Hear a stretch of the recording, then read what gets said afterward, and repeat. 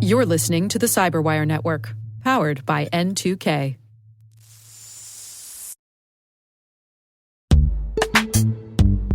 Cyber threats are more sophisticated than ever. Passwords, they're outdated and can be cracked in a minute. Cyber criminals are intercepting SMS codes and bypassing authentication apps.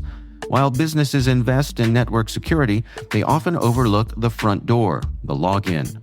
Yubico believes the future is passwordless.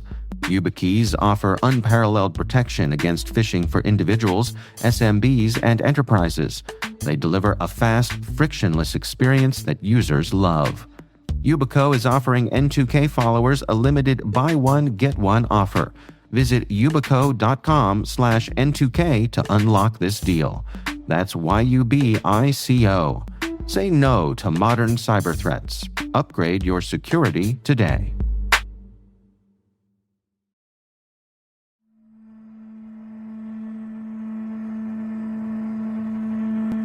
My name is Dr. Andrew Hammond, and I'm the historian and curator at the International Spy Museum. The most important stage for me was being in the Royal Air Force. It's not like I was, like a major general or anything like that, but in a humble way, I felt like I was an actor in a play, but I didn't understand the plot. That was really as a result of 9/11. So I joined the Air Force in 1998. 9/11 happened.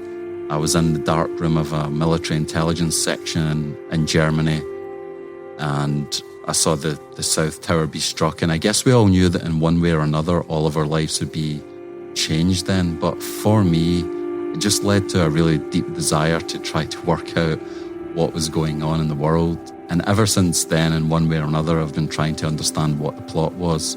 That led me to leave the Royal Air Force and go back to school and start studying in history and international relations. I enjoyed both subjects, but I don't know, history just spoke to me more. The only way to kind of try to anticipate where we may be going or to try to get any wisdom out of the whole journey is to look at what came before.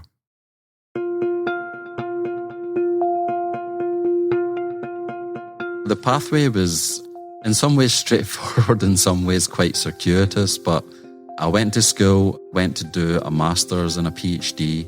I had a number of different postdoctoral fellowships. I spent a couple of years in New York City, quite fittingly given where my journey began at the 9/11 Museum. It was quite moving because where my desk was directly overlooked Ground Zero. So occasionally I had to pinch myself a little bit just to think about how I'd ended up there. I was working on my research. I was also a fellow at NYU. I was learning the museum business. Went back to the UK, went into academia for a little bit, and then came back to the US for a fellowship at the Library of Congress. And after that, the job came up at the International Spy Museum.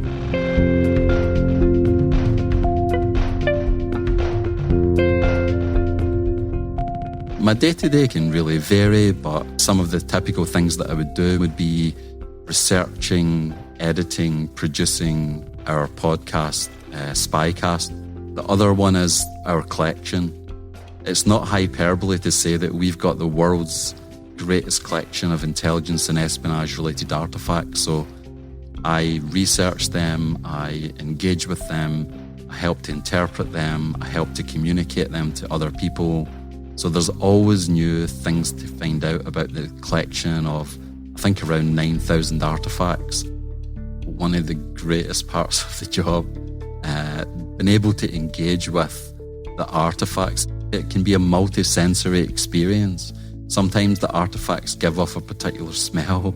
They sound a particular way. If you press the key on an Enigma machine, it makes a particular type of noise. You can see some of the lights light up. You can move some of the plugs around. It's a really fascinating way to engage with them. And as a historian as well, the historian and curator role they go so well together, because historians mainly look at documents and curators mainly look at artifacts. If you combine both of them, it's quite a synergistic enterprise, I think.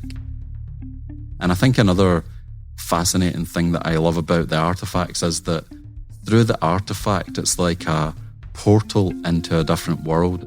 I feel incredibly lucky. I could go there now and just look at or engage with some of the artifacts or research more about them. So I've kind of got the keys to Aladdin's cave.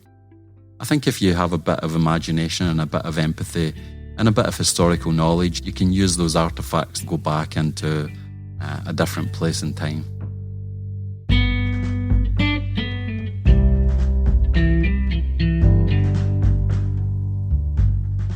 I think that in the past, a lot of museums, it would be a label and it would say, this is what this artifact is. I think that now there's a different approach. How do we stitch together narratives where we can, almost sprinkle an artifact along, and if you connect all of the artifacts, then you're hanging on to a particular story.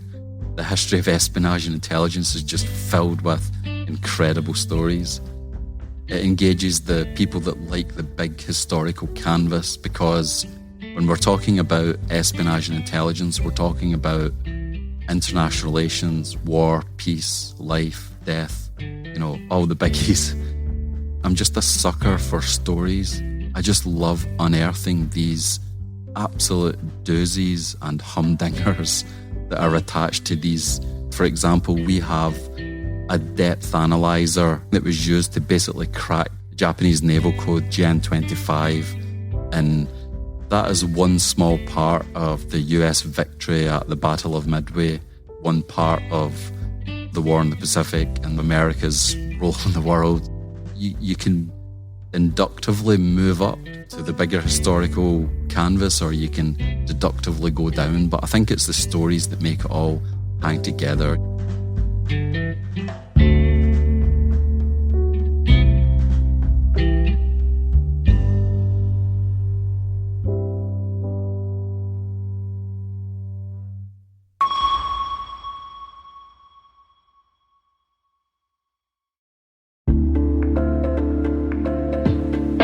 Hey everybody, Dave here. Have you ever wondered where your personal information is lurking online?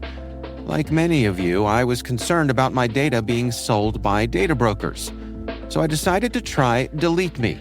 I have to say, Delete Me is a game changer. Within days of signing up, they started removing my personal information from hundreds of data brokers. I finally have peace of mind knowing my data privacy is protected.